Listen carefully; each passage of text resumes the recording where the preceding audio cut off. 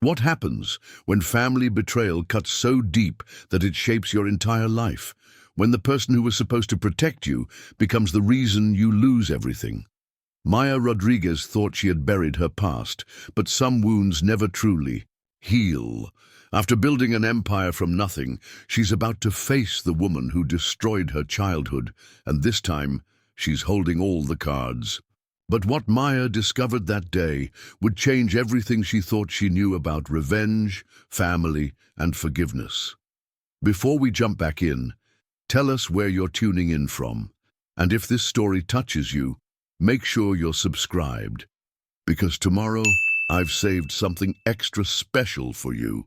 The rain hammered against the windows of the luxury penthouse as Maya Rodriguez stood in her floor-to-ceiling office overlooking the sprawling metropolis of Chicago. At 32, she commanded a tech empire worth hundreds of millions, her name whispered with reverence in boardrooms across the country. The sleek glass walls of Rodriguez Innovations reflected her success, modern, powerful, and seemingly untouchable. But beneath the polished exterior, old scars ran deeper than any achievement could heal. Maya's assistant David Chen knocked softly before entering with a tablet in hand. "The quarterly reports are ready for your review, and the investors are confirmed for tomorrow's presentation," he said, his voice professional but tinged with the familiarity of someone who'd worked alongside her for years. "Thank you, David," Maya replied, her dark eyes never leaving the city below. "Any word from the private investigator?" David hesitated for a moment. "Yes, actually. He's located her. Victoria Blackwood is still living in Millbrook, about 2 hours north of here. She's not doing as well as she once was." Maya's jaw tightened at the mention of that name. Victoria Blackwood, the woman who had torn her life apart. When she was just 17 years old, the woman who had promised to be a mother to her after her father's death, only to throw her out into the streets with nothing but the clothes on her back. "Tell me everything," Maya said, turning to face David fully. David consulted his tablet, reading from the investigator's report. "Victoria married your father when you were 15, correct? After he passed away 2 years later, she inherited everything: the house, the business, the bank accounts. According to the records, she sold your father's construction company within 6 months of his death." Maya's hands clenched into fists. She remembered that day with crystal clarity, 17 years old, grief-stricken and suddenly homeless. Because Victoria claimed she couldn't afford to keep her around. The woman had looked her in the eye and said, "You're not my responsibility anymore. Your father's gone, and I need to think about my own future." "The house in Millbrook?" Maya asked, her voice carefully controlled. "Still hers, but barely. She's behind on property taxes, and there are liens against it. Looks like she's been struggling financially for years.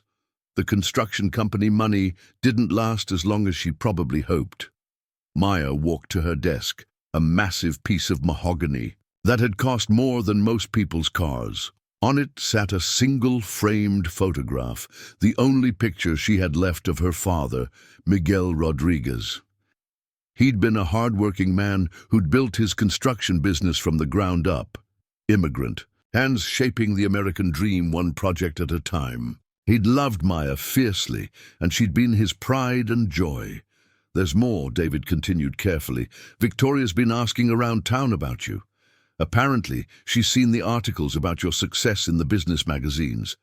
She's been telling people that she always knew you'd make something of yourself, that she's proud of how you turned out." A bitter laugh escaped Maya's lips. "Proud? She threw me out with nothing. I slept in my car for 3 months, worked double shifts at a diner just to survive. I put myself through community college, then transferred to Northwestern on nothing but scholarships and determination. And now she's proud." The memories flooded back, those first terrible months after being cast out. The shame of asking her few friends for help, only to realize how quickly people disappeared when you needed them most. The cold nights in her father's old pickup truck, which was the only thing Victoria hadn't been able to take away because it was already in Maya's name. The way her stomach had cramped with hunger when she was too proud to go to the food bank. But Maya had survived, more than survived, she'd thrived. She'd discovered a natural talent for computer programming during her community college years, and her professors had encouraged her to pursue it further. Northwestern had been a culture shock, but she'd worked harder than anyone else, graduating summa cum laude with a degree in computer science and a minor in business. Her first job at a tech startup had been grueling, but Maya had absorbed everything, like a sponge. She'd learned about venture capital, about scaling businesses, about the ruthless world of technology innovation. Within 3 years, she'd saved enough to start her own company, developing software solutions for small businesses that larger corporations had ignored. Rodriguez Innovations had grown from a one-woman operation in a cramped apartment to a major player in the tech industry. Maya had never forgotten where she came from, and she'd made it her mission to help other underdogs succeed. Her company employed over 500 people, many of them from backgrounds similar to her own. "What exactly has she been saying about me?" Maya asked, her voice dangerously quiet. David shifted uncomfortably. "According to the investigator, she's been telling people that she always believed in you, that she knew you'd make it big someday.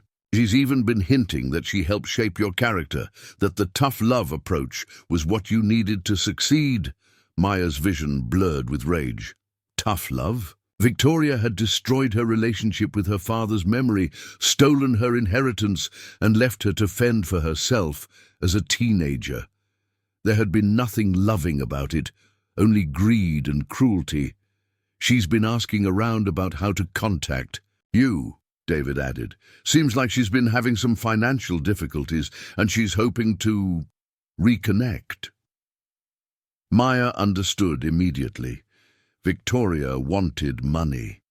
After years of silence, after letting Maya believe she was truly alone in the world, Victoria had seen her success and wanted a piece of it. The audacity was breathtaking. "I want you to arrange a meeting," Maya said suddenly, her voice cold and determined. David looked surprised. "Are you sure that's wise, after everything she put you through?" "I'm sure," Maya interrupted, "but it's going to be on my terms. I want her to come here to my office. I want her to see exactly what she threw away when she decided I wasn't worth keeping around." As David left to make the arrangements, Maya stood alone in her office, staring at the photograph of her father. Miguel Rodriguez had been a man of integrity, someone who believed in hard work and treating people fairly. What would he think of what she was planning? She pushed the thought away. Victoria had made her choice 10 years ago when she'd prioritized money over the daughter Miguel had loved. Now Maya was in a position to show her exactly what that choice had cost her. The plan was already forming in Maya's mind. She would invite Victoria to her office, let her see the empire Maya had built.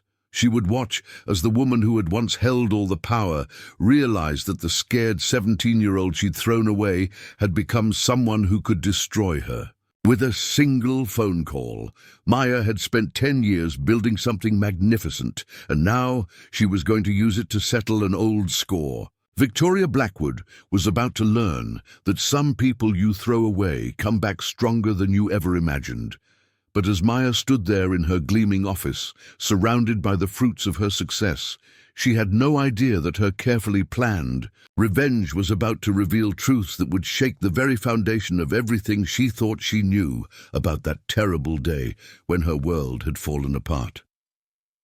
Preparing and narrating this story took us a lot of time, so if you are enjoying it, subscribe to our channel. It means a lot to us. Now back to the story. 3 days later, Maya sat across from her legal team in the mahogany-paneled conference room of Rodriguez Innovations. The morning sun streamed through the windows, casting long shadows across the polished table where contracts and financial documents lay spread like battle plans. "I need to understand the full scope of what we're dealing with," Maya said to her lead attorney, Jennifer Walsh, a sharp-eyed woman in her 50s who'd helped Maya navigate countless business acquisitions. What exactly did Victoria inherit? When my father died, and what are our options now? Jennifer adjusted her glasses and opened a thick manila folder. Your father's will was straightforward, but unfortunately ironclad from a legal standpoint. When he married Victoria, he updated his will to leave everything to his spouse, assuming she would take care of you until you reached adulthood. There was no specific provision for your guardianship or financial support. Maya's business partner and CTO, Marcus Thompson, shifted uncomfortably in his chair. He'd known Maya for 8 years, since the early days of their company, but she'd rarely spoken about her past. This was the first time he was learning the full story of her origins. The house was valued at approximately $400,000 at the time, Jennifer continued. The construction business, Rodriguez and Sons, was worth roughly $2 million. There were also bank accounts, investment portfolios, and life insurance policies totaling another $800,000.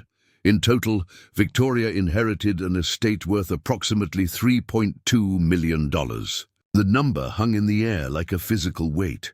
Maya had grown up believing her father was simply a hard-working contractor making ends meet. She'd never realized the true extent of what had been taken from her. What's the statute of limitations on contesting a will? Maya asked, though she already suspected the answer. In Illinois, you have 6 months from the date of probate to contest a will, with some rare exceptions for fraud or undue influence. Your father died 10 years ago. Legally, that ship has sailed. Maya nodded grimly. She'd expected as much, but hearing it confirmed still stung. What about the private investigator's findings on her current financial situation? David Chen, who'd been quietly taking notes, consulted his tablet. The report came in this morning. Victoria's situation is worse than we initially thought.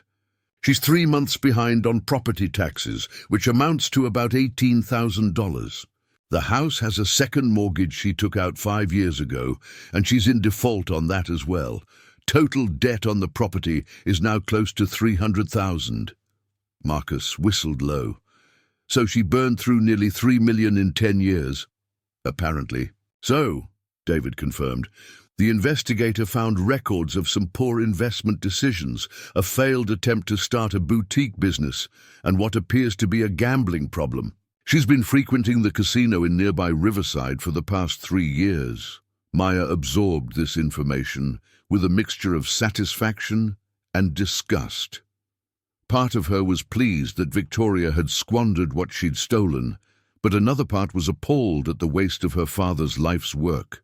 There's something else, David continued hesitantly. The investigator mentioned that Victoria has been in contact with a journalist from the Chicago Tribune. Apparently, she's been trying to sell a story about being your stepmother, claiming she has untold insights into your rise to success. The temperature in the room seemed to drop 10 degrees. Maya's eyes flashed with dangerous anger. She wants to profit off my story now, too? Jennifer leaned forward. Maya, I have to advise caution here. If she's talking to journalists, any action you take could be twisted into a narrative that damages your reputation or that of the company. But Maya was already formulating her plan. No, this is perfect. If she wants to reconnect so badly, then let's give her exactly what she's asking for. David, I want you to arrange for a car to pick her up and bring her here. Tell her I'd like to discuss a potential business opportunity. What kind of business opportunity? Marcus asked, concern evident in his voice. Maya smiled, but there was no warmth in it. I'm going to offer to pay off her debts, save her house, and give her a comfortable retirement. All she has to do is sign a simple contract. Jennifer's eyebrows rose. What kind of contract? One that makes her a silent partner in a new subsidiary of Rodriguez Innovations. She'll receive a substantial monthly allowance, but in exchange, she'll have to agree to certain conditions. As Maya outlined her plan, the room grew quiet. Her legal team exchanged glances, recognizing the calculated precision of someone who'd learned to play chess while their opponents were still thinking checkers. Later that evening, Maya stood in her downtown apartment, a converted warehouse space in River North that she'd designed herself. Unlike her corporate office, this space reflected her personal aesthetic: exposed brick walls, floor-to-ceiling bookshelves, and carefully curated art from Latino artists whose work she collected. In the center of the main room stood a vintage pool table that had belonged to her father, the only piece of furniture she'd managed to take with her when Victoria threw her out. She ran her fingers along the worn felt, remembering Saturday afternoons, when Miguel would teach her trick shots and tell her stories about his childhood in Guadalajara. He'd immigrated to Chicago with nothing but determination and a willingness to work harder than anyone else.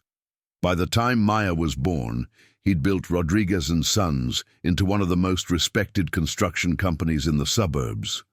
Milla, he used to say, success isn't about how much money you make, it's about how many people you help along the way. Maya wondered what her father would think of what she was planning now. Her phone buzzed with a text from David. Victoria accepted. The meeting? She'll be here Thursday at 2 p.m. She sounded very eager. Maya wasn't surprised. According to the investigator's report, Victoria was facing foreclosure within 60 days. She was desperate, which meant she'd be vulnerable to manipulation. Maya walked to her home office, where she kept a locked filing cabinet containing the few mementos from her childhood that she'd managed to save. Inside was her father's old leather journal, filled with his handwritten notes about business deals, family memories, and life lessons he'd wanted to pass down to her. She opened to a page she'd read countless times. Maya is the smartest person. I know. She has her mother's heart and my stubborn streak. Someday she's going to change the world, and I wish I could be around to see it. I know Victoria will take good care of her if anything happens to me. She promised me that Maya would always be her priority. The words still cut deep. Her father had trusted Victoria completely, had believed that his new wife would honor his memory by protecting his daughter. Instead, Victoria had waited exactly 2 weeks after the funeral before telling Maya she needed to start thinking about her future elsewhere. Maya closed the journal and returned it to the filing cabinet. Tomorrow, she would put her plan into motion. She would offer Victoria everything she'd ever wanted: financial security, comfort, prestige. But there would be a price, and that price would be a public acknowledgement of what she'd done to Maya all those years ago. The contract Maya's legal team was preparing would include a very specific clause. Victoria would have to publicly apologize for her treatment of Maya, acknowledging that she'd acted out of greed rather than necessity when she'd thrown her out. The apology would be recorded, documented, and made part of the public record. It was a humiliation that would follow Victoria for the rest of her life, but it was nothing compared to what Maya had endured. 10 years of believing she was unwanted, unloved, and truly alone in the world. 10 years of fighting for every opportunity, every break, every chance to prove herself worthy of the success her father had always believed she'd achieve. As Maya prepared for bed, she felt a satisfaction she hadn't experienced in years. Victoria thought she was coming to Chicago to manipulate a successful stepdaughter into helping her out of financial trouble. Instead, she was walking into a trap, 10 years in the making. But Maya had no way of knowing that Victoria's desperation ran deeper than financial trouble, or that the woman who destroyed her world was carrying secrets that would turn Maya's carefully planned revenge into something far more complicated than simple payback.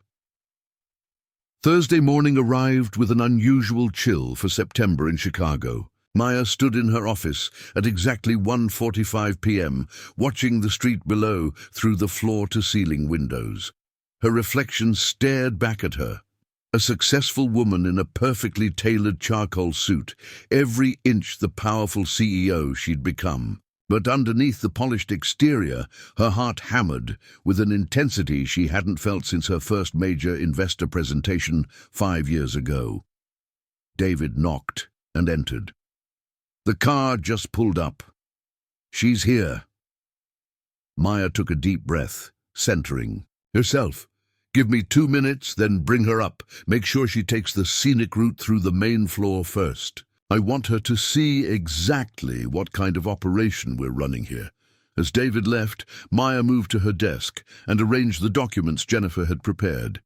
The contract lay innocuously among other papers, its true nature disguised as a standard business partnership agreement. Hidden within the dense legal language were the clauses that would give Maya everything she'd dreamed of. A public acknowledgement of Victoria's betrayal and a legally binding admission of guilt. Maya had chosen her battlefield carefully. Her office occupied the entire top floor of the Rodriguez Innovations building, a gleaming testament to technological innovation and business success. The walls displayed awards from industry organizations, framed articles from Fortune and Forbes, and photographs of Maya with senators, governors, and tech luminaries. Anyone entering this space would immediately understand that they were in the presence of serious power. The elevator chimed softly, and Maya heard voices in the reception area. She recognized David's professional tone, but the other voice, a voice, sent an involuntary shiver down her spine. Victoria Blackwood sounded older, more tentative than Maya remembered. But it was unmistakably the same woman who had looked her in the eye 10 years ago and called her a burden. "Miss Rodriguez will see you now," David announced, opening the office door. Victoria Blackwood stepped into Maya's domain, and for a moment, time seemed suspended. The woman before her bore only a passing resemblance to the confident, calculating stepmother who had thrown her out. Victoria's blonde hair, once meticulously styled, was now streaked with grey and pulled back in a simple ponytail. Her clothes, while clean and pressed, were clearly purchased from department store sales racks rather than boutiques. The designer handbags and jewelry were gone, replaced by a worn leather purse and a simple wedding ring that Maya didn't remember her wearing, but it was Victoria's face that shocked Maya the most. The woman looked genuinely nervous, almost fragile, her blue eyes darting around the impressive office with something approaching awe. "Maya," Victoria breathed, her voice barely above a whisper, "look at you, look at all of this. I can't believe what you've accomplished." Maya remained seated behind her desk, letting the power dynamic establish itself naturally. "Victoria, thank you for coming. Please, have a seat." Victoria settled into one of the leather chairs across from Maya's desk, her movements careful and deliberate. "I have to tell you, when your assistant called, I could hardly believe it. After all these years, to hear from you again, it's like a miracle." "Is it?" Maya's voice was carefully neutral, giving away nothing of the storm brewing inside her. "Oh, yes." Victoria rushed to continue. "I've followed your career, you know. Every article, every interview. I have a whole scrapbook at home, filled with clippings about your success. I've been so proud, Maya, so incredibly proud of the woman you've become." Maya felt her jaw clench involuntarily. The audacity was breathtaking. "Proud? That's an interesting choice of words, considering our last conversation." Victoria's face flushed, and she looked down at her hands. "Maya, I know things ended badly between us. I know you probably have some resentment about how everything happened after your father's death. But you have to understand, I was grieving too. I wasn't thinking clearly. I made some decisions that I've regretted every day since." "Regretted?" Maya repeated slowly. "Tell me, Victoria, what specifically do you regret?" Victoria looked up, her eyes bright with what appeared to be genuine emotion.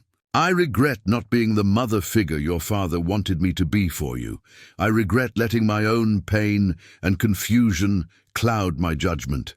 And I regret not reaching out sooner to try to make things right between us. Maya leaned back in her chair, studying Victoria's face. The woman seemed sincere, but Maya had learned to read people in boardrooms where millions of dollars hung on the ability to detect deception. There was something rehearsed about Victoria's words, as if she'd practiced. This speech, my assistant mentioned that you've been having some financial difficulties, Maya said, changing tactics. Victoria's composure cracked slightly. Yes, well, the economy has been challenging for everyone. I made some poor investment choices over the years, and the house, your father's house, it needs more maintenance than I can afford. The house, where you told me I was no longer welcome, Maya said quietly. The words hung in the air between them like a physical barrier. Victoria's face went pale, and she gripped the arms of her chair. Maya, please. I know I handled that situation. Poorly? I was overwhelmed, scared, and not thinking about what was best for you. I thought maybe it would be better for you to start fresh, to build your own life without being tied down by the past. Tied down by the past, Maya echoed. Is that what you called inheriting my father's business, being cared for by the family he left behind? Victoria's eyes filled with tears, but Maya felt no sympathy.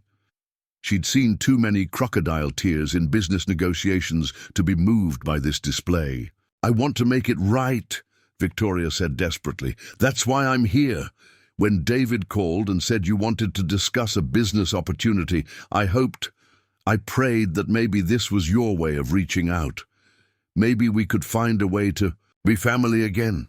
Maya stood up and walked to the window, looking out at the city she'd conquered through sheer determination and intelligence. Family, she mused. That's an interesting concept. Tell me, Victoria, what does family mean to you? Family means never giving up on each other, Victoria said quickly. It means forgiveness and second chances and supporting each other through difficult times. Maya turned back to face her.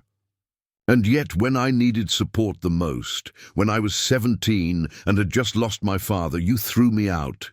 You kept everything he built, everything he wanted to leave to his daughter, and you decided I was expendable. I was wrong, Victoria whispered.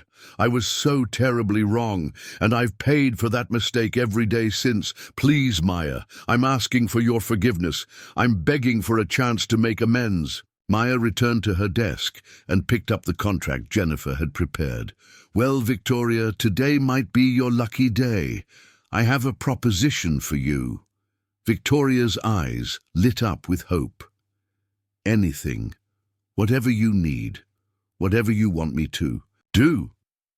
I'm starting a new subsidiary of Rodriguez Innovations, Maya began, her voice taking on the crisp professional tone she used in boardroom presentations. A foundation focused on helping young people who've aged out of the foster care system or who've lost family support. It's going to be called the Miguel Rodriguez Foundation for Second Chances. Victoria nodded eagerly. That sounds wonderful. Your father would be so proud. The foundation will need a public face, someone who can speak to the media about the importance of supporting vulnerable young people, someone who understands firsthand what it means to fail in that responsibility and who can advocate for doing better. Maya slid the contract across the desk. I'm offering you a position as the foundation's spokesperson. The compensation package includes a salary of $200,000 per year, full health benefits, and a housing allowance that would more than cover your current mortgage difficulties. Victoria's hands trembled as she reached for the contract. Maya, I don't know what to say. This is more generous than I ever could have hoped for. There are conditions, Maya continued, her voice hardening slightly. The position requires complete transparency about your past experiences with family responsibility. You'll be expected to give interviews, write articles, and speak at conferences. about the mistakes you've made and the lessons you've learned. Victoria was scanning the contract, her face growing more confused with each page. I don't understand some of this legal language. What exactly would I be required to say in these interviews? Maya smiled, but there was no warmth in the expression. You'll be required to tell the truth, Victoria. The whole truth about how you treated your stepdaughter after her father's death. How you chose personal financial gain over the responsibility of caring for a grieving teenager. How your decisions nearly destroyed a young woman's life before she was strong enough to rebuild it herself. The color drained from Victoria's face as the true nature of Maya's offer became clear. You want me to publicly humiliate myself. I want you to publicly acknowledge what you did, Maya corrected.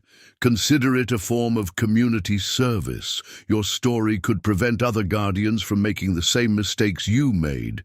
Victoria set the contract down with shaking hands. This isn't about helping young people. This is about revenge. Maya leaned forward, her dark eyes blazing with 10 years of suppressed anger. Yes, Victoria, it absolutely is. You took everything from me when I was at my most vulnerable. You stole my father's legacy and threw away his daughter like I was nothing. Now I'm offering you a choice. Accept responsibility for what you did and live comfortably for the rest of your life, or continue struggling with the consequences of your own greed. Victoria stared at Maya with a mixture of shock and something that might have been respect. You've become very hard, Maya. I've become strong, Maya replied, because I had to. Because someone who promised to protect me decided I wasn't worth protecting. The office fell silent except for the distant hum of traffic far below. Victoria picked up the contract again, her face unreadable as she flipped through the pages that would either save her financially or destroy her reputation completely. Victoria's hands trembled as she set the contract down on Maya's desk. The silence stretched between them like a taut wire, charged with years of pain and carefully calculated revenge. Maya watched her stepmother's face, searching for signs of the capitulation she'd been dreaming of for a decade. I need to tell you. Something, Victoria said finally, her voice barely above a whisper. Something I should have told you 10 years ago, but I was too ashamed, too frightened of what you'd think of me. Maya felt a flicker of unease. This wasn't how she'd expected Victoria to respond. She'd anticipated anger, desperate bargaining, maybe even tears, but not this quiet confession that seemed to carry the weight of genuine remorse. There's nothing you could tell me that would change what you did, Maya said, but even as the words left her mouth, she felt less certain than she sounded. Victoria looked around the impressive office, taking in the awards, the photographs, the tangible evidence of Maya's success. Your father, Miguel, he didn't die of a heart attack. The words hit Maya like a physical blow. She stood so abruptly that her chair rolled backward, crashing into the window behind her desk. What did you say? The doctors told us it was a heart attack because that's what we asked them to tell you. Miguel made me promise. He was diagnosed with pancreatic cancer 6 months before he died. Stage 4. There was nothing anyone could do. Maya's world tilted on its axis. Everything she thought she knew about her father's death, about Victoria's behavior afterward, suddenly took on a different complexion. You're lying. Victoria reached into her worn leather purse and pulled out a manila envelope, yellowed with age. I brought these because I knew you wouldn't believe me without proof. I've carried them with me for 10 years, waiting for the day I'd have the courage to show them to you. With shaking hands, Maya took the envelope. Inside were medical records, hospital bills, and, most devastating of all, a handwritten letter. In her father's familiar script, the letterhead showed Dr. Patricia Morrison, oncologist from Northwestern Memorial Hospital. Maya's vision blurred as she read her father's words. My dearest Maya, if you're reading this, it means Victoria has finally found the strength to tell you the truth. I'm sorry, Mija. I'm so sorry for the lies, for making Victoria promise to keep this secret, for leaving you when you needed me most. I didn't want you to watch me waste away. I didn't want your last memories of your papa to be of a sick, dying man who couldn't even get out of bed. I wanted you to remember me strong, remember me teaching you pool tricks and telling you stories about Mexico. The doctors say I have maybe 3 months. Victoria has been taking care of me, driving me to treatments, helping me hide how sick I really am. She didn't want to lie to you either, but I made her swear on her mother's grave that she would protect you from this knowledge. I know what I'm asking of her isn't fair. After I'm gone, she's going to have to deal with your anger, your questions, your grief, and she won't be able to tell you the truth because I've forbidden it. But I can't bear the thought of you sitting in hospitals, watching me die by inches. There's something else, something that's going to be even harder for Victoria to handle. The medical bills, Maya. They're devastating. Insurance covers some, but the experimental treatments, the private care I needed. We've had to take out loans against the house, against the business. I've spent most of our savings trying to buy myself a little more time with you. Victoria doesn't know this part, yet I haven't had the courage to tell her. By the time she realizes how bad our financial situation really is, I'll be gone. She's going to be left with debt she can't handle, and a stepdaughter who will blame her for everything.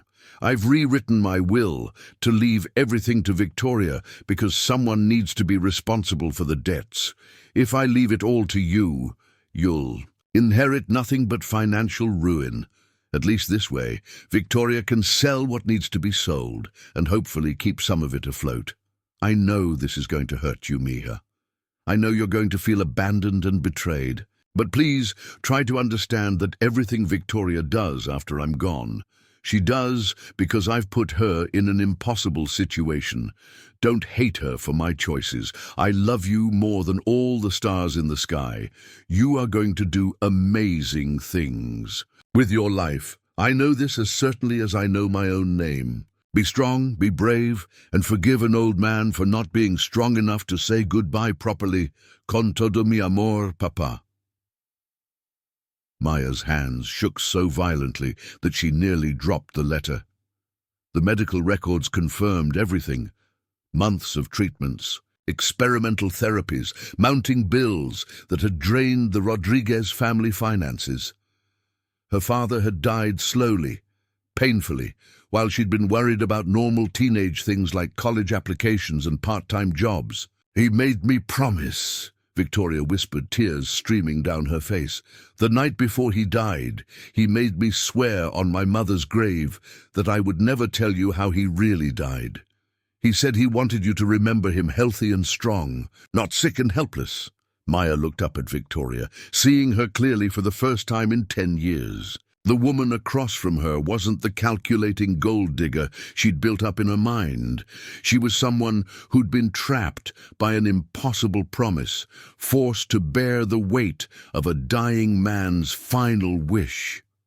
The debts, Maya's voice cracked, were worse than even your father knew, Victoria confirmed. The house had 2 mortgages by the time he died. The business owed money to suppliers, contractors, even the IRS. I sold everything as fast as I could, but it barely covered what we owed. The life insurance policy had been cashed out months earlier to pay for treatments. Maya felt the foundations of her rage crumbling beneath her. But you threw me out.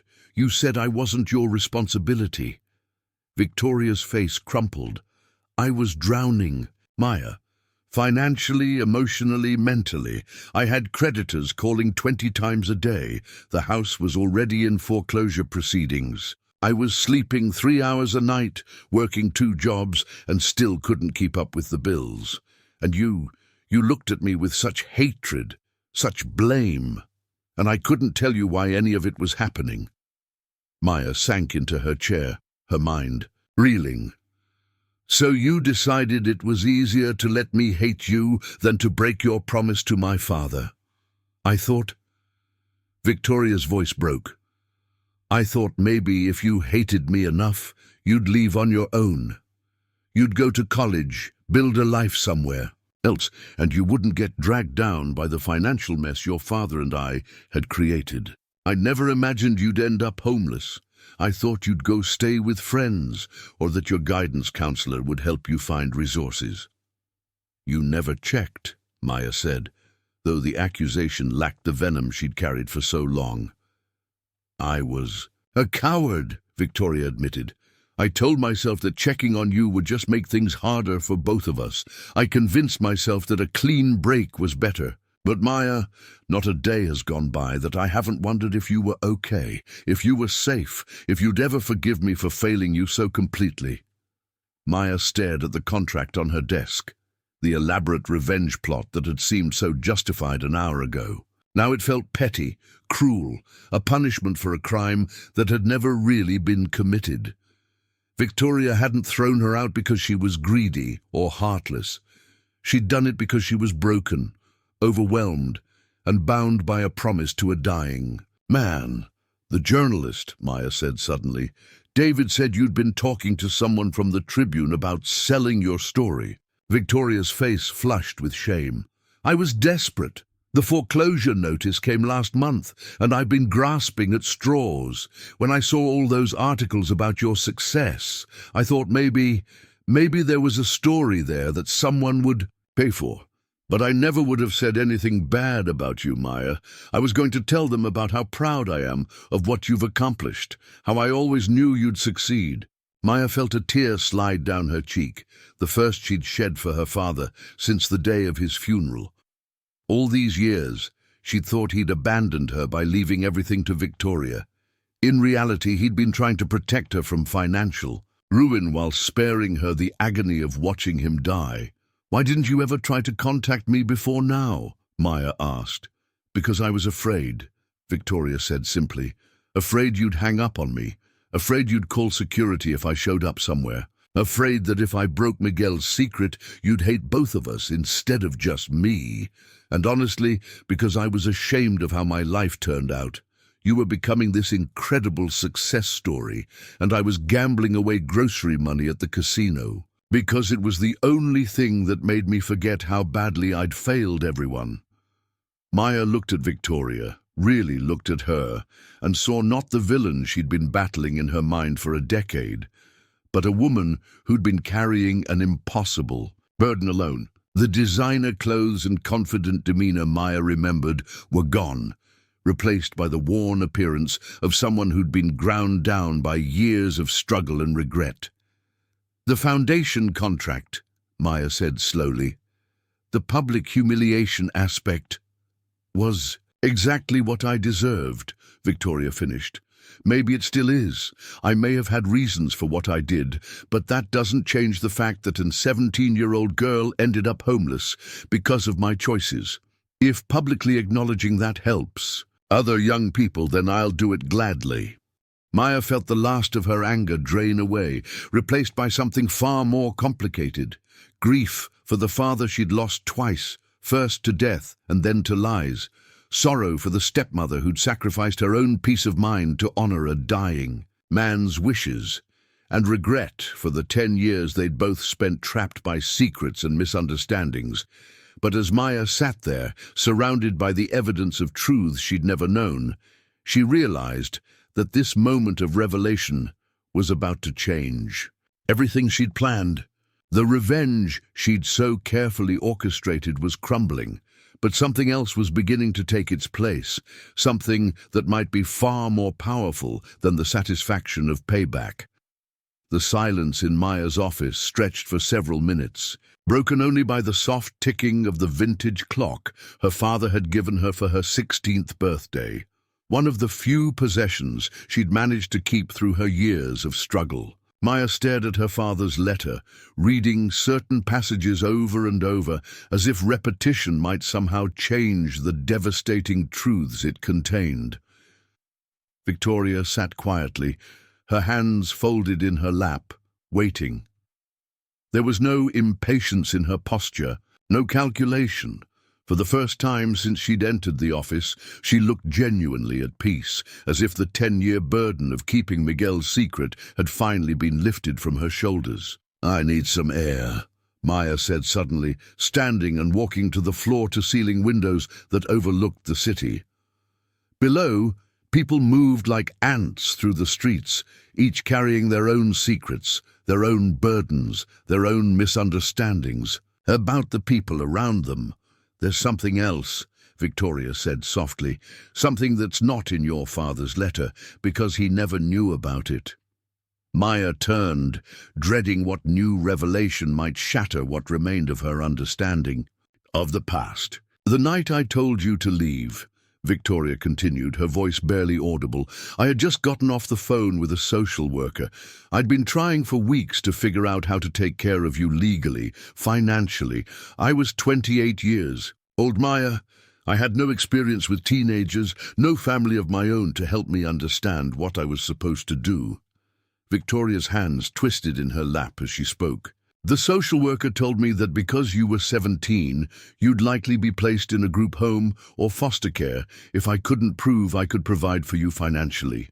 She said that given the debt situation, it was unlikely the state would approve me as your guardian, but she also mentioned that if you were living independently and supporting yourself, you might qualify for early emancipation and additional financial aid for college." Maya felt her breath catch. "You thought throwing me out would help me?" "I thought," Victoria said, tears streaming down her face, "that if I forced you to become independent, you'd be eligible for resources that wouldn't be available if you stayed with me. College grants, housing assistance, work-study programs. I researched everything, Maya.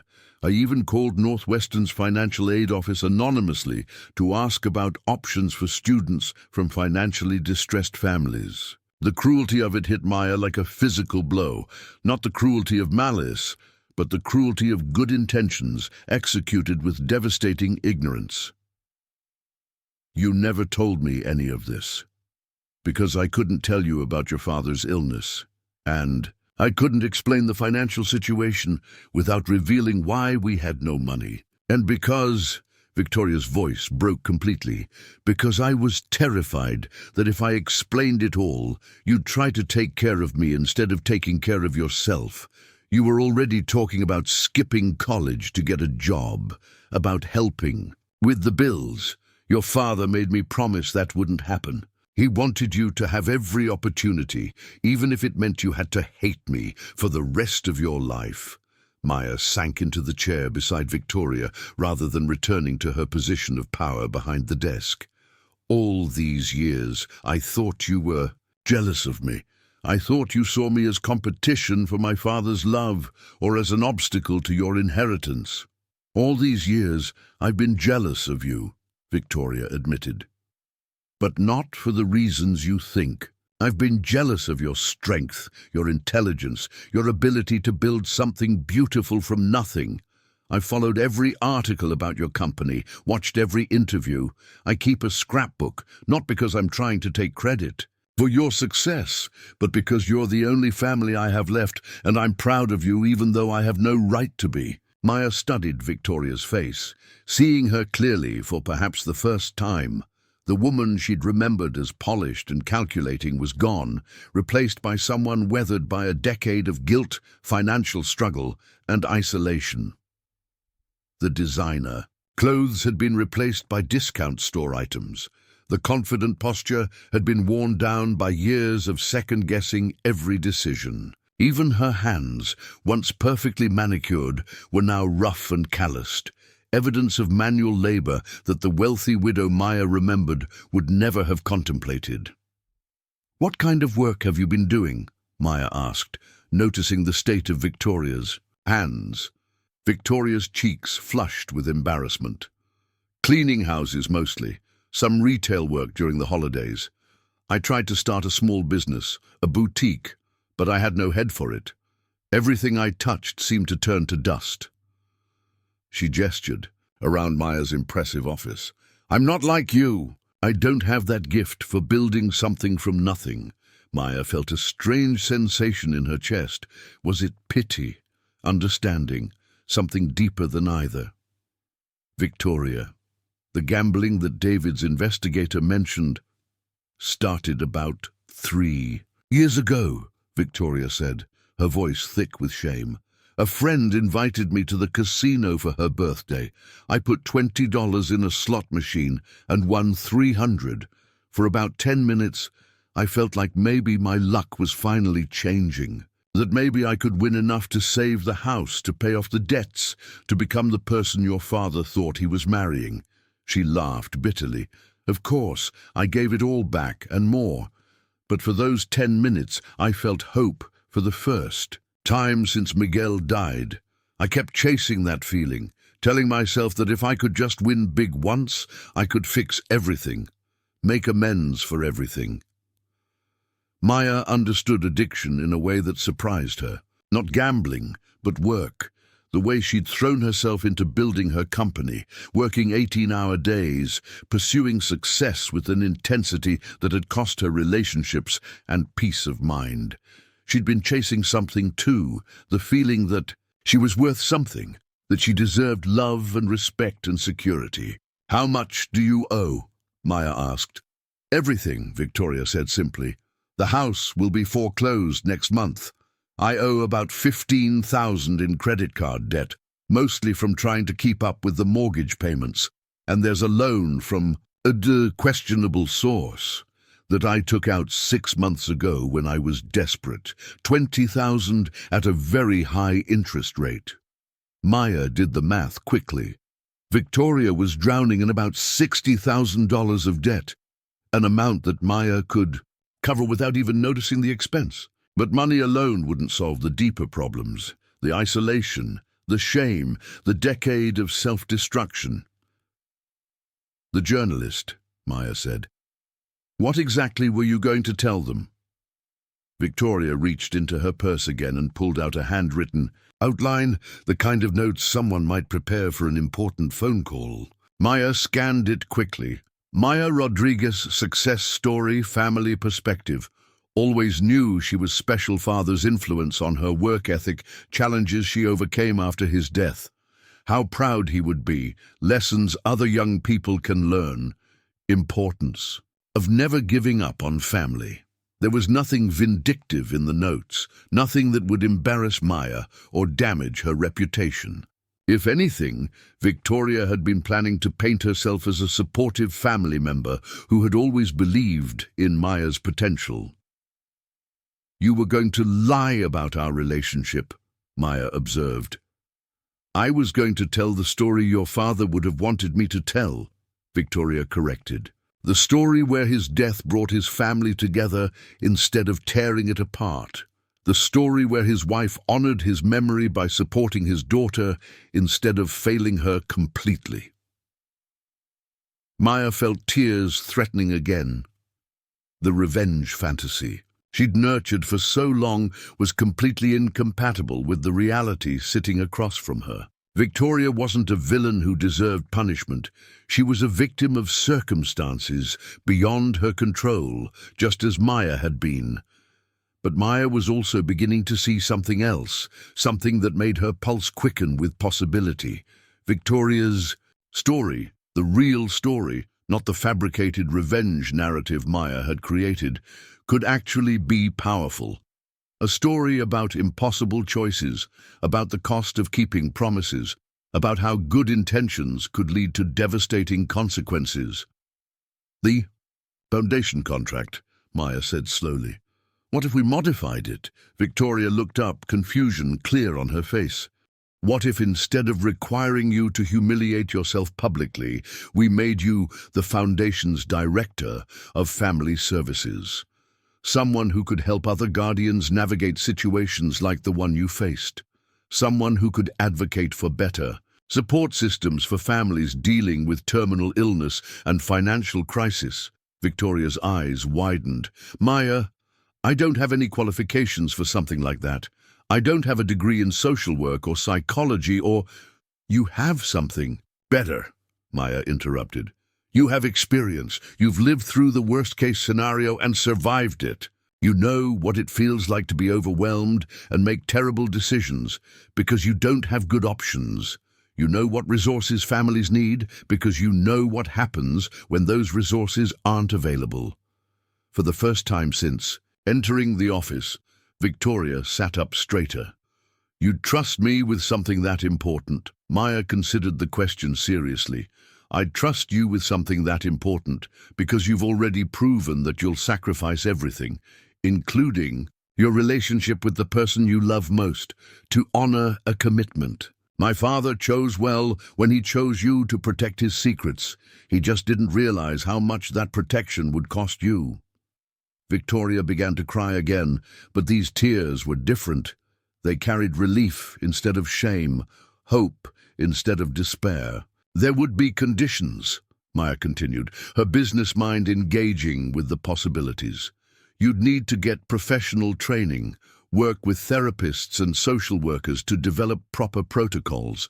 And yes, you'd need to be willing to share your story publicly, not as humiliation, but as education, to help other families avoid the mistakes we all made." Victoria nodded eagerly. "I'll do whatever it takes. Maya, I'll spend the rest of my life trying to make up for what I put you through." "No," Maya said firmly. "You'll spend the rest of your life helping other people avoid going through what we went through. That's not the same as making up for the past. The past is what it is, but we can still change the future." As Maya spoke, she felt something shifting inside her chest. The tight knot of anger and resentment that had lived there for 10 years was loosening, being replaced by something she hadn't expected: purpose that had nothing to do with revenge, and everything to do with healing. 2 weeks later, Maya stood in the conference room of Rodriguez Innovations, watching her executive team process the dramatic shift in the foundation's mission and leadership structure. The revenge contract had been completely rewritten, transformed from an instrument of humiliation into a comprehensive plan for social change. But selling this new vision to her board and staff was proving more challenging than Maya had anticipated. "Let me understand this correctly," said Jennifer Walsh, Maya's attorney, her voice carefully neutral. "You want to hire your estranged stepmother, who has no formal education in social work, no professional experience in non-profit management, and a recent history of gambling addiction, to run a foundation that will manage millions of dollars in funding?" Maya felt her jaw tighten, but she forced herself to remain calm. "Victoria will not be running the foundation independently. She'll be working under the supervision of Dr. Sarah Chen, whom we've already hired as executive director. Victoria's role will be specifically focused on family advocacy and public outreach, areas where her personal experience is invaluable." Marcus Thompson, her CTO and closest business confidant, leaned forward. "Maya, we've known each other for 8 years. I've never seen you make a decision this quickly about anything involving this much money or this much risk to the company's reputation. Are you sure you're thinking clearly about this?" The question stung because Maya had been asking herself the same thing. Was she making sound business decisions, or was she being driven by guilt and emotion? The past 2 weeks had been a whirlwind of activity: hiring Dr. Chen, setting up treatment programs for Victoria's gambling addiction, arranging temporary housing for her stepmother while her financial situation was resolved, and completely restructuring the foundation's mission. Victoria has already begun working with Dr. Martinez at the Addiction Recovery Center, Maya said, addressing the elephant in the room directly. She's attending daily counseling sessions and has voluntarily enrolled in a financial management program. Additionally, all foundation funds will be managed through a trust structure that requires multiple signatures for any expenditure over $500. David Chen entered the room carrying a tablet and a stack of folders. "I have the background. Checks and references you requested," he said, handing Maya the documents. "The results are Interesting. Maya scanned the reports quickly. The background check confirmed what Victoria had told her. Years of steady employment in cleaning services and retail, no criminal history, and character references from employers.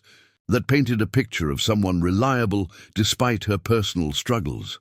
But it was the additional research David had conducted that proved most revealing. He'd tracked down 3 families Victoria had worked for as a house cleaner, and their testimonials told a consistent story. Victoria had gone above and beyond her duties to help families dealing with crisis situations. She'd connected one family with social services when their teenage daughter was struggling with depression. She'd helped another family navigate the healthcare system when the father was diagnosed with dementia. She'd even used her own money to buy groceries for a single mother who'd lost her job. She's been doing family advocacy work for years, Maya realized, looking up from the reports. She just hasn't had a title for it. Jennifer remained skeptical. Maya, these are touching anecdotes, but running a foundation requires skills that go far beyond good intentions. There are legal compliance issues, grant management protocols, public relations challenges. One mistake could damage not just the foundation, but Rodriguez Innovations as a whole. Which is why Victoria won't be making those kinds of decisions. Maya replied firmly, Dr. Chen will handle all administrative and financial aspects of the foundation. Victoria's role will be to identify families in crisis, connect them with appropriate resources, and serve as a public spokesperson for the importance of supporting vulnerable young people. Maya's phone buzzed with a text message from Victoria. Just finished my first day of training with Dr. Chen. Thank you for giving me this chance. I won't let you down. The simple message carried a weight that Maya's team couldn't fully understand. For Victoria, this wasn't just a job, it was redemption, purpose, and the chance to honor Miguel's memory in a way she'd never thought possible. There's another consideration, Marcus said carefully. The media is going to have questions about your relationship with Victoria. When the foundation launches and her role becomes public, journalists will want to know why you hired your stepmother. How do we explain the 10-year gap in your relationship without damaging either of your reputations? Maya had been wrestling with this exact question. The truth was complicated, painful, and deeply personal. But she was beginning to understand that complexity might actually be an asset rather than a liability. We tell the truth, she said simply. We tell them that family relationships are complicated, that people make mistakes, and that sometimes the most powerful form of healing comes from choosing to build something positive together instead of dwelling on past hurts. Jennifer raised an eyebrow. And if they dig deeper? If they discover Victoria's financial problems, her gambling issues, the fact that you were essentially estranged for a decade, then they'll discover a story about resilience, Maya replied. They'll learn about a woman who made difficult choices under impossible circumstances, struggled with the consequences for years, and is now dedicating her life to helping other families avoid similar situations. Dr. Sarah Chen arrived for the meeting precisely on time, carrying herself with the quiet confidence of someone accustomed to working in crisis situations. At 55, she'd spent 20 years running family services programs for the state of Illinois before accepting Maya's offer to direct the Miguel Rodriguez Foundation. I've spent the past week working with Victoria, Dr. Chen reported, settling into a chair at the conference table. I have to say, I'm impressed by her natural instincts for this work. She has an ability to connect with people in crisis that can't be taught in graduate school. Maya felt a surge of validation.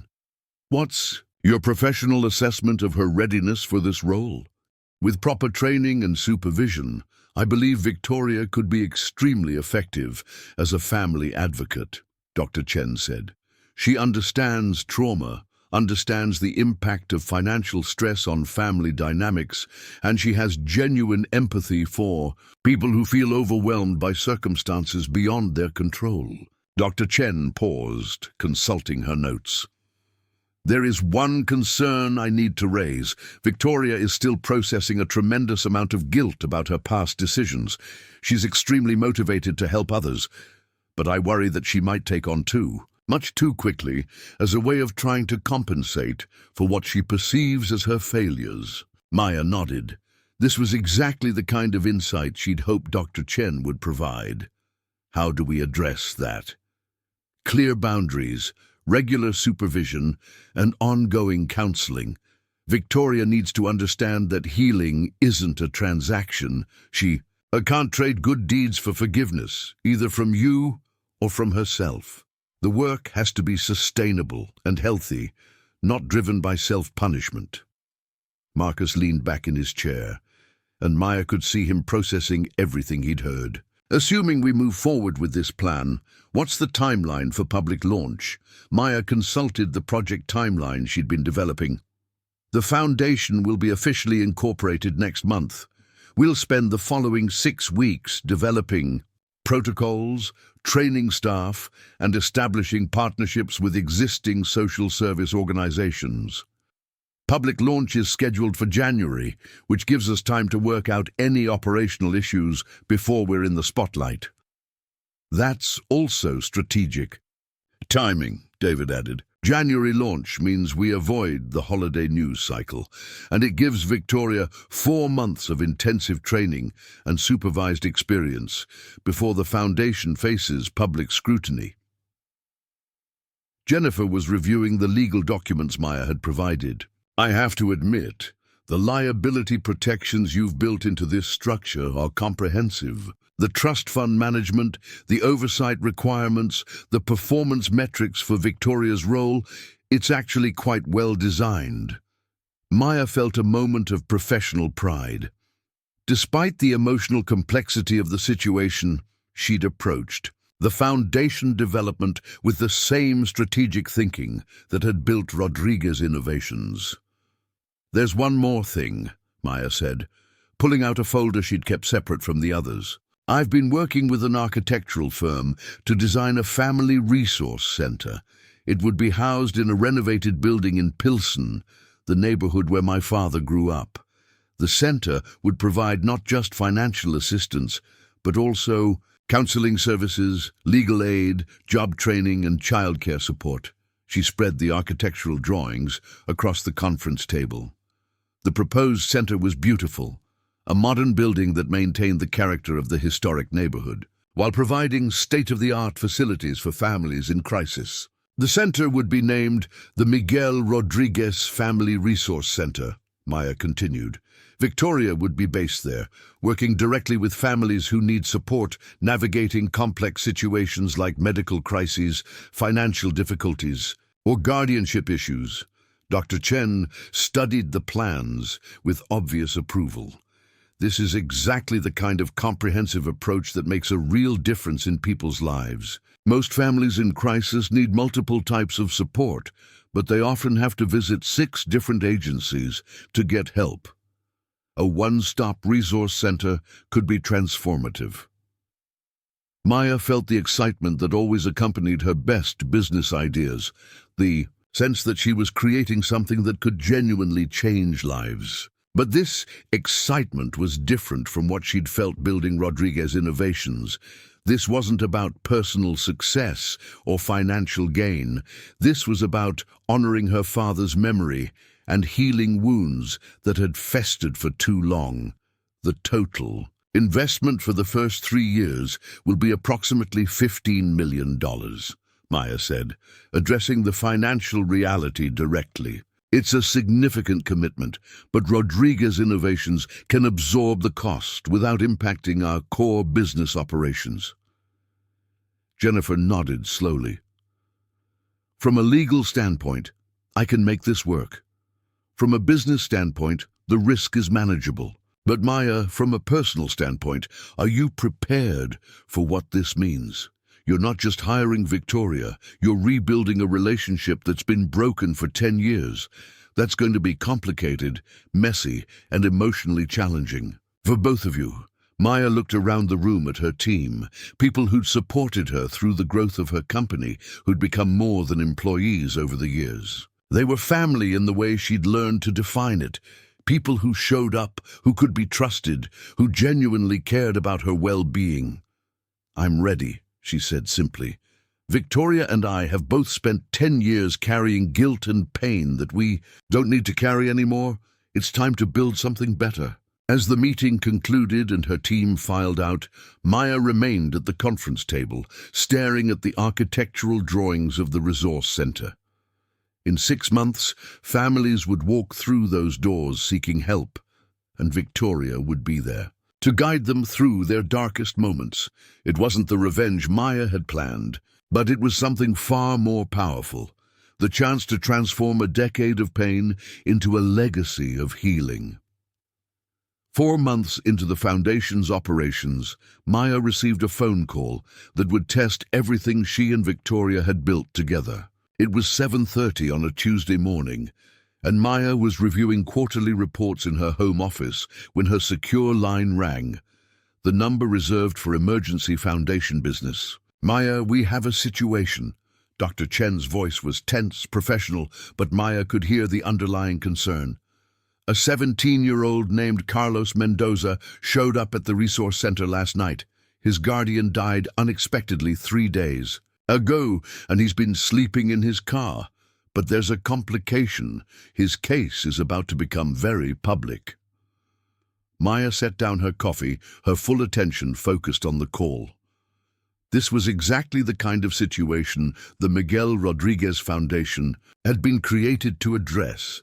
But something in Dr. Chen's tone suggested there were layers to this story she hadn't heard yet. "What kind of public attention are we talking about?"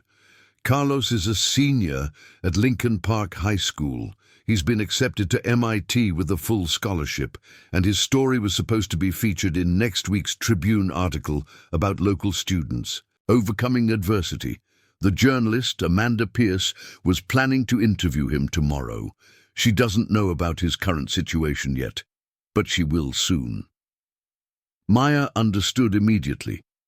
If the Foundation's first high-profile case involved a homeless teenager whose guardian had died, the media attention would be intense. Every decision they made would be scrutinized, and any mistakes would reflect not just on the Foundation, but on Rodriguez Innovations as well.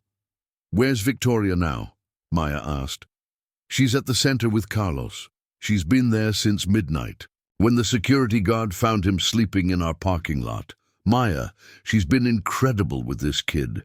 She recognized the signs immediately, the pride that keeps you from asking for help, the fear that admitting you need assistance somehow diminishes who you are." Maya felt a complex mix of emotions. Pride in Victoria's work, anxiety about the public attention, and a deeper recognition that this case would define how the Foundation was perceived by the community they served.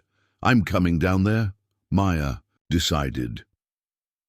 "Don't let Carlos leave, and don't talk to any reporters until we have a plan."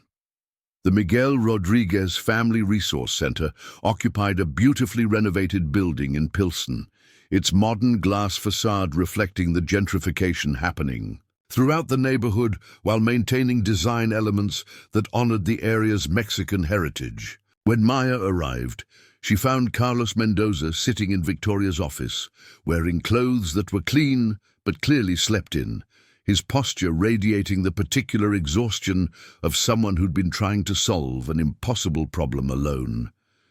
Victoria looked up as Maya entered, and the change in her stepmother over the past 4 months was remarkable. Gone was the defeated woman who'd sat in Maya's corporate office months earlier. This Victoria moved with purpose, spoke with authority, and carried herself like someone who'd found her calling. "Carlos, I'd like you to meet Maya Rodriguez," Victoria said gently. "She's the founder of our organization, and she understands better than most what you're going through."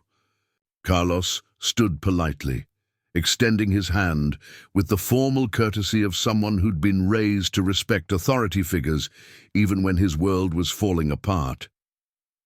"Ms. Rodriguez, Victoria has been telling me about the Foundation. I want you to know that I'm not looking for charity. I just need some advice about my legal options." Maya recognized herself in that statement, the fierce independence that poverty breeds, the determination to solve problems without admitting vulnerability. "Carlos, can you tell me about your guardian? Victoria mentioned that they passed away recently." Carlos's composed facade cracked slightly. "Mr. Ramirez, he was my high school counselor, but he also became my legal guardian 3 years ago when my grandmother died. He was the one who helped me apply to MIT, who made sure I had everything. I needed to succeed." His voice dropped. "Heart attack, no warning, nothing. One day we're planning my graduation party. The next day I'm planning his funeral." Maya felt the familiar ache of sudden loss, the way death could arrive without notice and upend everything you thought you knew about your future. "Do you have any other family?" "My parents died in a car accident when I was 8. My grandmother took me in, but she passed when I was 14. Mr. Ramirez was a family friend. He stepped up because he didn't want me to end up in the foster system so close to graduation." Carlos straightened his shoulders. "I turn 18 in 6 weeks. I just need to make it until then, and then I can handle everything myself." Victoria exchanged a meaningful look with Maya. They both understood that 18 was just a number. Turning 18 wouldn't magically solve Carlos's housing situation, provide him with the documents he'd need for MIT, or address the psychological trauma of losing yet another parental figure. "Carlos," Maya said carefully, "what specifically do you need help with right now?" "Mr. Ramirez's sister is flying in from Phoenix tomorrow to handle his estate. She's a nice lady, but she has her own family to worry about. The house where I've been living belongs to the school district. It was part of Mr. Ramirez's compensation. "Un package, I have to be out by Friday." Maya did quick mental calculations. It was Tuesday morning. That gave them 3 days to find Carlos a safe living situation, help him gather the documents he'd need for college, and somehow do it all without creating a media circus that could embarrass him or damage the foundation's reputation. "There's something else," Victoria said quietly. "Show her the letter, Carlos." Carlos reluctantly pulled a folded piece of paper from his backpack. It was a handwritten note on Mr. Ramirez's personal letterhead, dated just 2 weeks before his death. "To whom it may concern. Carlos Mendoza has been under my guardianship for 3 years. In the event of my death or incapacitation, I am requesting that the Miguel Rodriguez Foundation be contacted to assist with Carlos's transition to independent living. I have followed Ms. Rodriguez's work through the media and believe her organization represents the kind of support system that could help Carlos succeed. I am attaching Carlos's academic records, copies of his college acceptance letters, and documentation of his financial aid package. This young man has overcome tremendous challenges to earn his place at MIT. He deserves every opportunity to fulfill his potential. Respectfully, Eduardo Ramirez." Maya stared at the letter, feeling the weight of responsibility settle on her shoulders. Mr. Ramirez had specifically requested foundation assistance based on media coverage of Maya's own story. This wasn't just a case they'd happened to encounter, it was a referral from a dying man who'd trusted them with his most important responsibility. "He never told you about this letter?" Maya asked Carlos. "Mr. Ramirez was always preparing for contingencies," Carlos said with a sad smile. "He had folders full of plans for different scenarios. What to do if I got injured and couldn't play soccer? What to do if my grades dropped? What to do if college didn't work out? I guess this was his plan for if something happened to him. Doctor." Chen appeared in the doorway, carrying a stack of legal documents. "I've been researching Carlos's options. The good news is that his guardian situation is actually more stable than it initially appeared. Mr. Ramirez updated his will 6 months ago to name the foundation as Carlos's emergency support contact, and he set aside funds specifically for this purpose." Maya felt a surge of relief mixed with surprise. "Funds?" $10,000 in a trust account, earmarked for Carlos's housing and educational expenses during his transition to college. It's not enough to solve everything, but it gives us options. Victoria had been quietly listening to the conversation, but now she leaned forward. There's still the question of what to do about the Tribune interview. Amanda Pierce is expecting to meet with Carlos tomorrow afternoon. If she discovers he's homeless, that becomes the story instead of his academic achievements. Maya considered the situation from multiple angles. They could try to postpone the interview, but that might raise questions about why Carlos wasn't available. They could proceed with the interview and hope his housing situation didn't come up, but that felt deceptive. Or they could control the narrative by being transparent about both Carlos's challenges and the Foundation's response. "What if we don't hide from the media attention?" Maya said slowly. "What if we use it?" Carlos looked alarmed. "I don't want to be anyone's charity case in the newspaper." "That's not what I'm suggesting," Maya assured him. "What if the story becomes about resilience, about community support systems, about how young people can thrive when they have proper resources? Your academic success is incredible, Carlos, but it's even more incredible when people understand the obstacles you've overcome." Victoria nodded enthusiastically. "And it would give other young people in similar situations hope. It would show them that there are resources available, that they don't have to navigate crisis alone." Dr. Chen consulted her notes. "From a Foundation perspective, having our first major case featured positively in the media could be invaluable for fundraising and community outreach. But Carlos has to be comfortable with that level of exposure." Carlos was quiet for several minutes, clearly wrestling with the decision. Maya recognized the internal struggle, the choice between privacy and the potential to help others, between protecting yourself and taking risks that might benefit the broader community. "If I do the interview," Carlos said finally, "I want to make sure people understand that Mr. Ramirez was the real hero of my story. He didn't have to become my guardian, but he did because he believed in me. And I want people to know that accepting help doesn't make you weak, it makes you smart."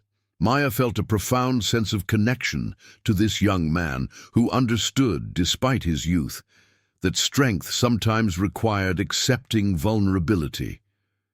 "Carlos, would you be willing to work with us on this? Not just as someone we're helping, but as a spokesperson for what the Foundation is trying to achieve." Victoria looked surprised but pleased by the suggestion. "Maya, that's brilliant. Carlos could become our first peer advocate, someone who helps other young people understand that seeking help is a sign of wisdom, not weakness." Carlos straightened in his chair, and Maya could see the shift from defensive teenager to young adult ready to take on responsibility. What would that mean exactly?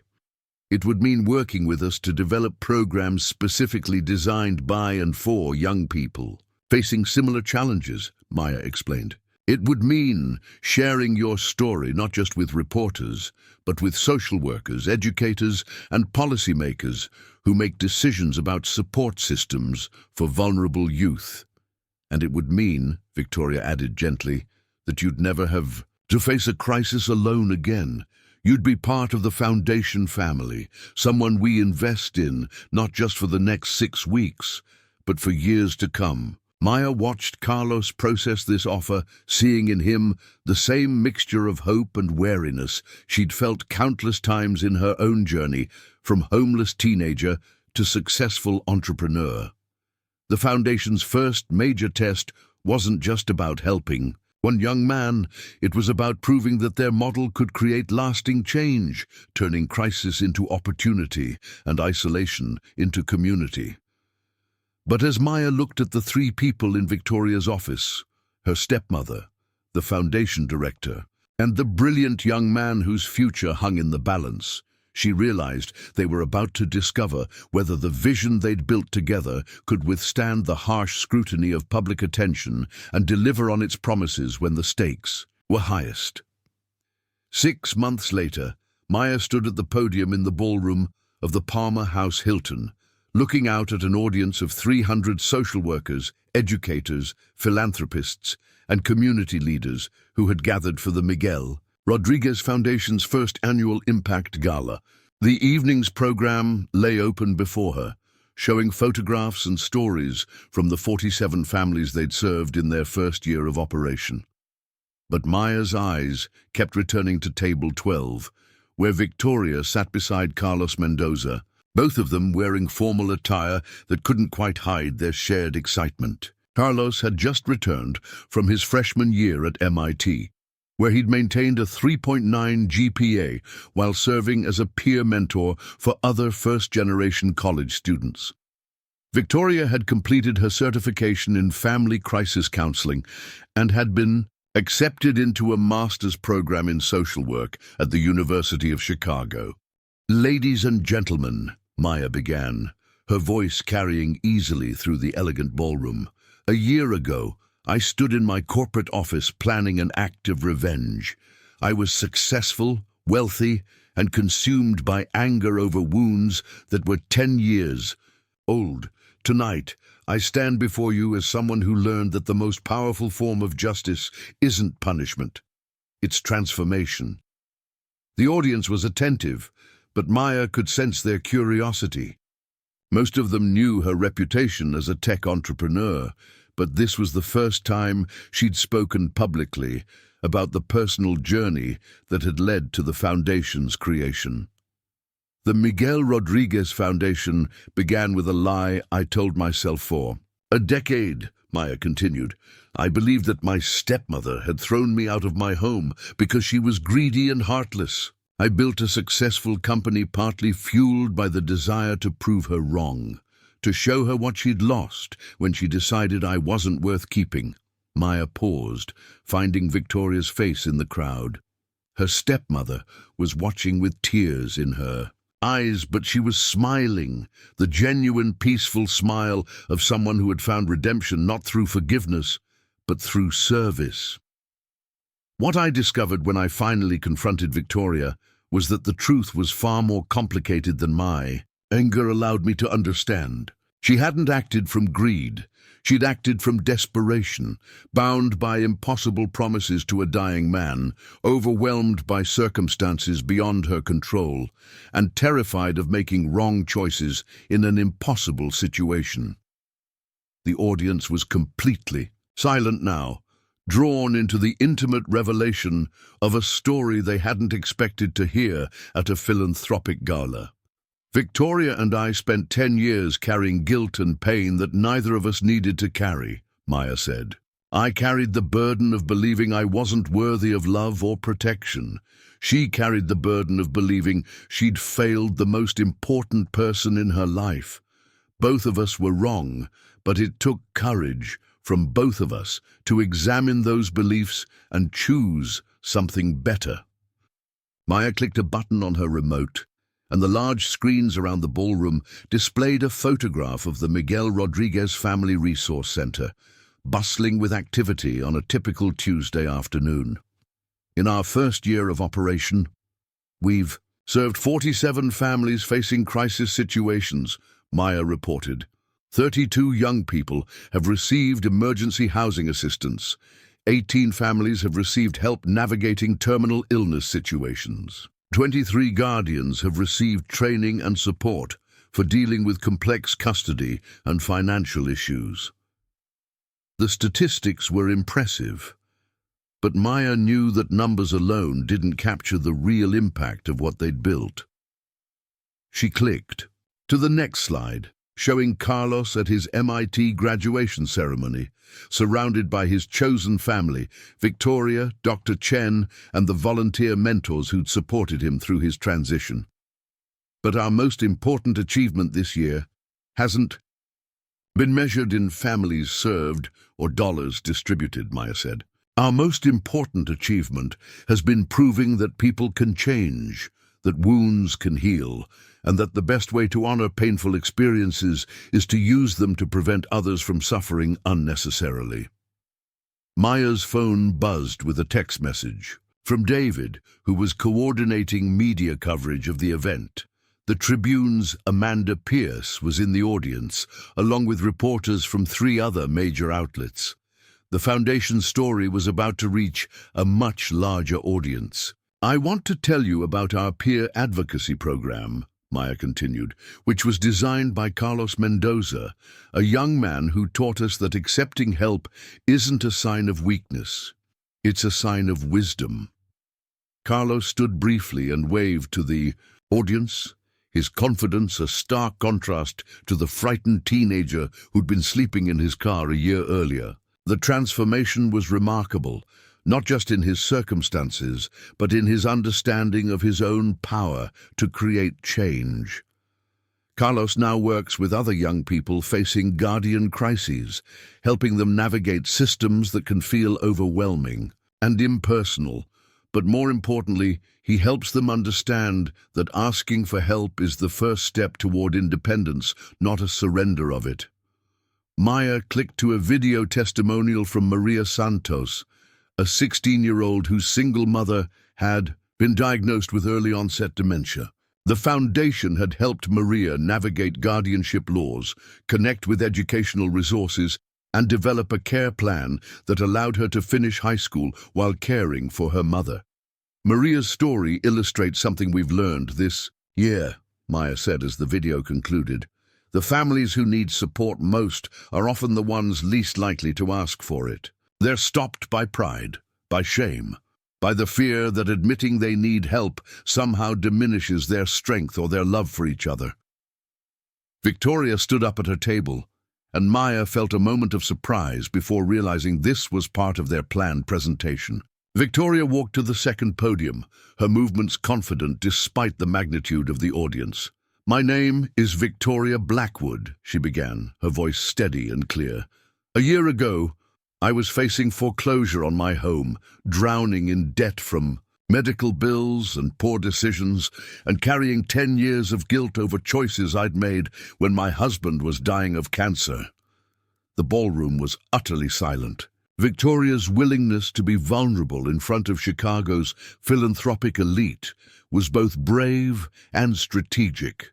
It demonstrated the Foundation's commitment to transparency and authentic storytelling. "I threw my stepdaughter out of her home when she was 17 years old," Victoria continued. "I told myself I was protecting her from financial ruin, that forcing her to become independent would give her access to resources she couldn't get while living with me. But the truth is, I was overwhelmed, terrified, and making decisions based on desperation rather than wisdom." Victoria looked directly at Maya, and the love and respect that had grown between them over the past year was visible to everyone in the room. "Maya had every right to hate me," Victoria said. "She had every right to use her success to punish me for my failures. Instead, she chose to build something that would prevent other families from facing the same impossible choices we faced. She chose healing over revenge, and in doing so, she saved not just me, but dozens of families who might otherwise have fallen through the cracks." Maya felt tears threatening as Victoria continued her remarks. The woman at the podium bore no resemblance to the desperate, broken person who'd sat in Maya's office a year earlier. This Victoria was confident, purposeful, and completely committed to the mission they'd built together. The Miguel Rodriguez Foundation doesn't just provide emergency assistance, Victoria explained. We provide education, advocacy, and ongoing support. We help families understand their options before they reach crisis points. We connect them with legal resources, counseling services, and community networks that can sustain them through difficult transitions. Victoria clicked to a slide showing the Foundation's expansion plans. 3 additional resource centers planned for the next 2 years, a training program for social workers and educators, and a policy advocacy initiative aimed at improving support systems for vulnerable families at the state level. But our most important work, Victoria concluded, is changing the narrative around family crisis. We're working to eliminate the shame that keeps people from asking for help, and we're proving that communities become stronger when they support their most vulnerable members. As Victoria returned to her seat, Maya felt a profound sense of completion. The revenge she'd planned a year ago would have been small, petty, focused on settling old scores. What they'd built instead was expansive, generous, and focused on creating lasting change. The Miguel Rodriguez Foundation exists because my father, Miguel Rodriguez, believed that success isn't measured by how much you accumulate, but by how many people you help along the way, Maya said, returning to the podium for her closing remarks. Victoria and I spent 10 years believing we were enemies, when in fact we were two people who loved the same man and wanted to honor his memory. Maya clicked to the final slide, a photograph of Miguel Rodriguez in his work clothes, standing in front of a house he'd helped build, his arm around a young Maya who was grinning at the camera. My father taught me that the strongest buildings are constructed on solid foundations, Maya said. The foundation Victoria and I built this year isn't constructed on anger or guilt or the need to prove ourselves to each other. It's constructed on love, on shared purpose, and on the understanding that healing is always possible when people choose courage over comfort. The audience rose in sustained applause as Maya and Victoria embraced at the podium two women who'd transformed personal pain into community healing. As the evening concluded and guests moved toward the reception, Maya felt her father's presence in a way she hadn't experienced since his death. Carlos approached the podium carrying a wrapped package. "This is for both of you," he said, his voice thick with emotion. "It's from all the families you've helped this year." Inside was a framed photograph of the resource center's main room, filled with families who'd received foundation support. At the bottom, in Miguel's handwriting that Victoria had carefully preserved and reproduced, were his words: "Success isn't about how much money you make. It's about how many people you help along the way." Maya looked at Victoria, at Carlos, at the faces of people who'd become family, not through blood or marriage, but through shared commitment to something larger than themselves. The revenge she'd planned would have lasted a moment. The love they'd built would last generations. Sometimes, the greatest victory isn't getting even, it's getting better. And sometimes, the most powerful transformation happens not when we defeat our enemies, but when we discover they were never our enemies at all. Up next, you've got two more standout stories right on your screen. If this one hits the mark, you won't want to pass these up. Just click and check them out. And don't forget to like, subscribe, and turn on the notification bell so you don't miss any upload from us.